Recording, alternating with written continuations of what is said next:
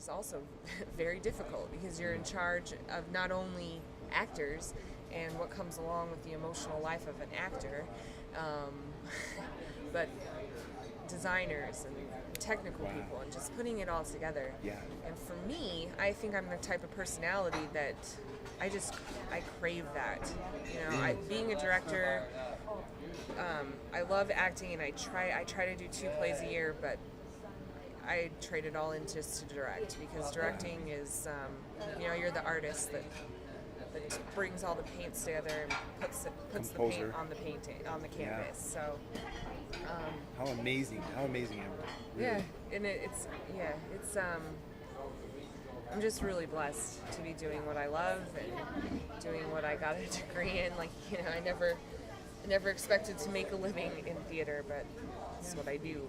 Well, that goes into a great segue into our second part, which is to get to know the organization that you're representing here in Park City, the Egyptian Theater. Mm-hmm.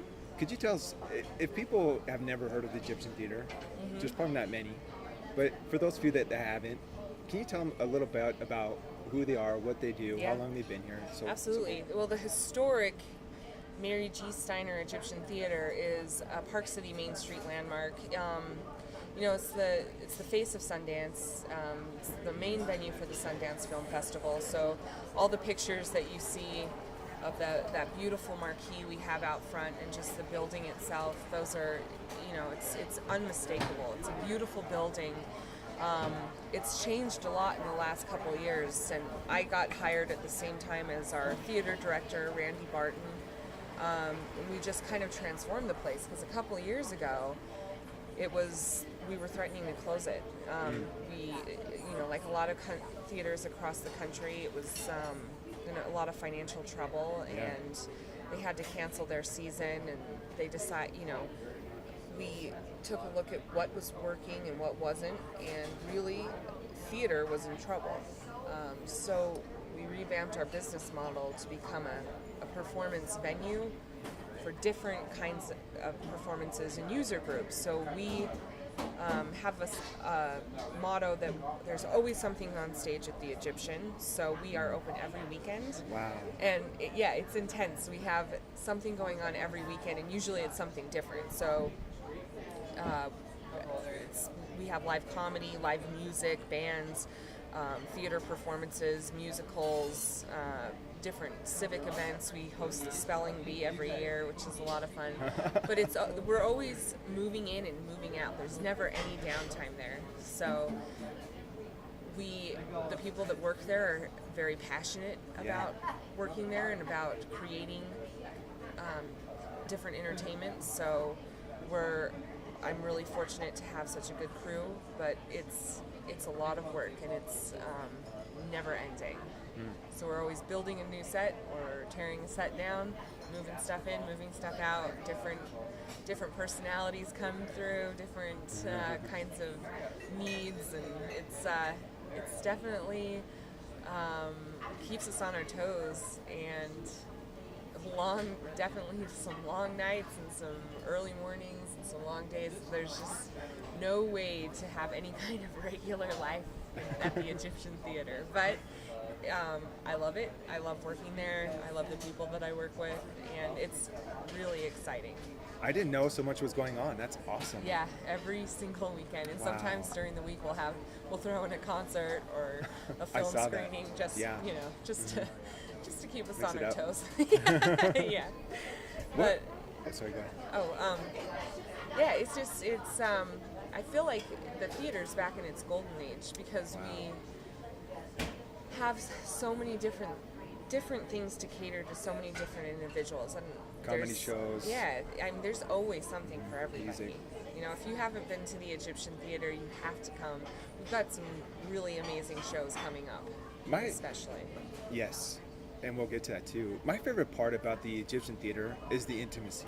Mm-hmm. But there is an absolute quality that a taste, an experience that is lost. Yeah. When it's on a screen and you just watch it, compared to live theater. Yeah. I mean, there's an intimacy, there's a connection, there's something so profound there, happening in the Egyptian Theater. Yeah, I agree. we are it's such a small theater that there's never, you're never going to have a bad seat in the house, and you're always going to be able to almost look the person on stage in the eye and have that connection. Yeah. So it's just, it's like the perfect place to see some of the things that you would see at a 1,500 seat venue where that intimacy is lost, So it is a rare experience to go to a show at that stage. Being behind the scenes and also managing it and promoting it, what's your favorite part of the entire process? Well, I'm definitely a workhorse. I've been working since I was 14 years old, and I just I think I have a strong work ethic, and I work really hard, especially for things that I believe in. And the blessing that I have is that I have a job that at a place that I really believe in. And so I started off I was just hired to teach the youth theater program, and then I was hired to do the box office a couple days a week, and that turned into managing the place. After a few weeks of just really being, they were just in such a weird transition where it's like these people don't work here anymore. Who's going to do what? And so you're steadying the ship a little bit. Yeah, that's a good way to put it. And 2 years later, here I am in charge of pretty much every facet at the theater, and I've been blessed to be able to direct shows there. I've been able to produce shows there, and speaking of which, you're having a play that you're directing. That's come right. up. And what is that? It's in November 11th and 12th.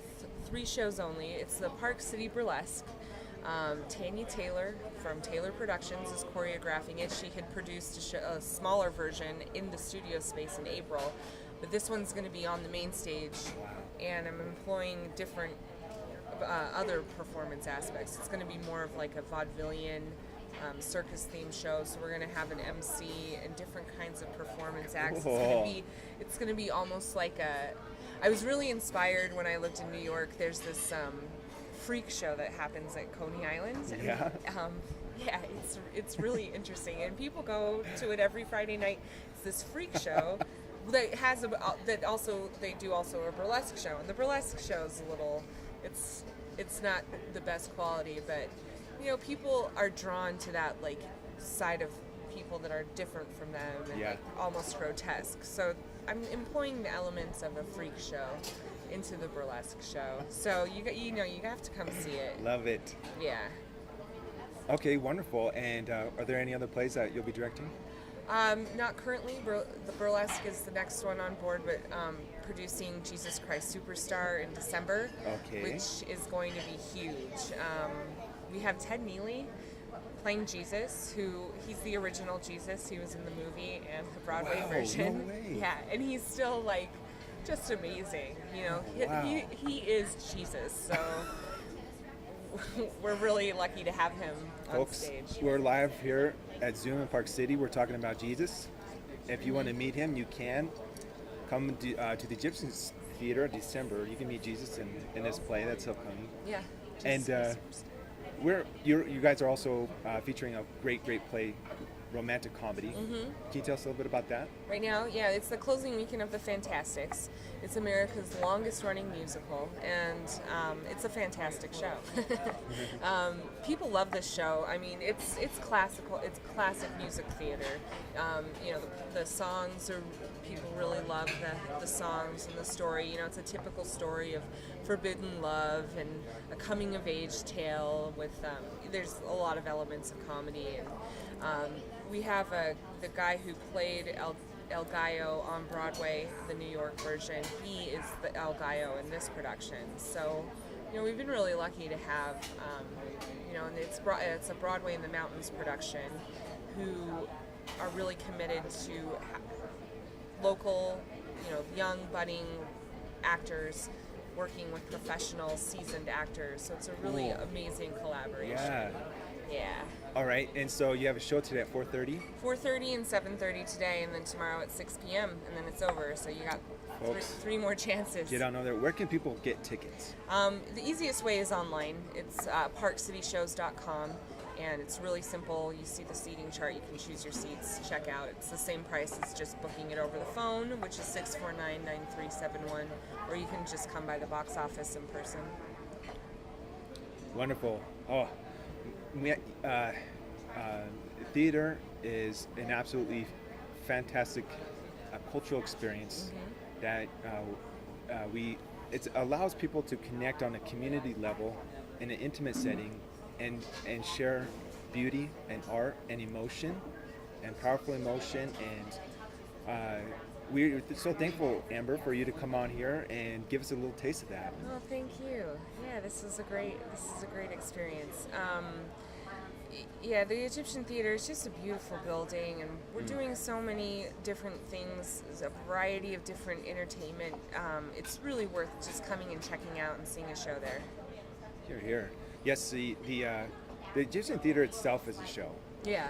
I mean, you walk in there, you're in a different time.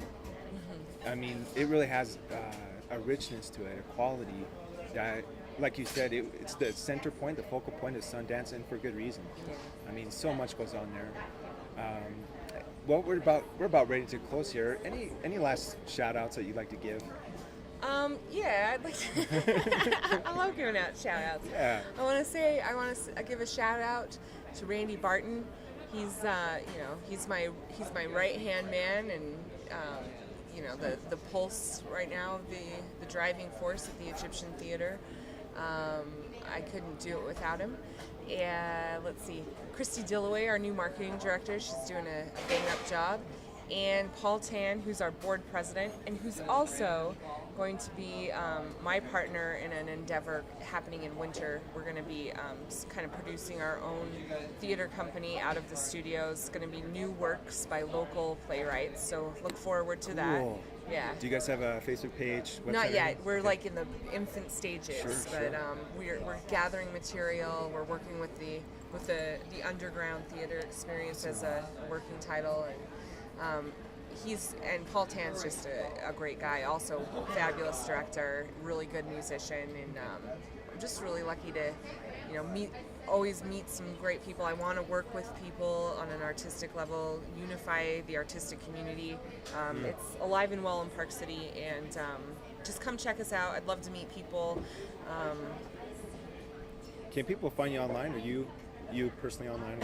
Yeah, I mean, I have a Facebook page, doesn't everybody? Yeah. Amber Hansen, Facebook. Twitter? Also, I don't even know what that is. Okay. When it comes to the information superhighway, I am in the slow moving lane. You're in the scenic highway. Right. Yeah. But I have a Facebook page, Egyptian Theaters on Facebook, and I can check in there every day. So Cool. Yeah, and come by the theater. Love to meet you. It's true, folks. We actually met before. I was going to a comedy show, and Amber is just the nicest person. And if you want to be, can people volunteer for the Egyptian Theater? Yes, we are always looking for volunteers, especially before the show, to help out with like ushering or concessions. And that's the best way. I mean, that's what I always used to do in New York. If I wanted to see a show, I'd volunteer. You see the show for free. Same goes with the Egyptian Theater. If you usher or helps, sell beer or concessions before a show, you get to see the show for free. Well, you heard it here, folks. Volunteer, get inside the Egyptian Theater, get a taste of culture. Fantastic experiences.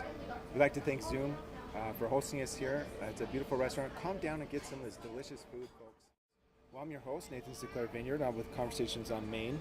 Go to parkcitydaily.com to find out all the latest stuff in Park City and all the latest shows that we're featuring. And we'd like to thank Amber and the Egyptian Theater. And tune in again next week, folks. We have Denise from Zoom Restaurant, who's going to give us the lowdown on the best that's happening here for Sundance Resort. Thanks, folks.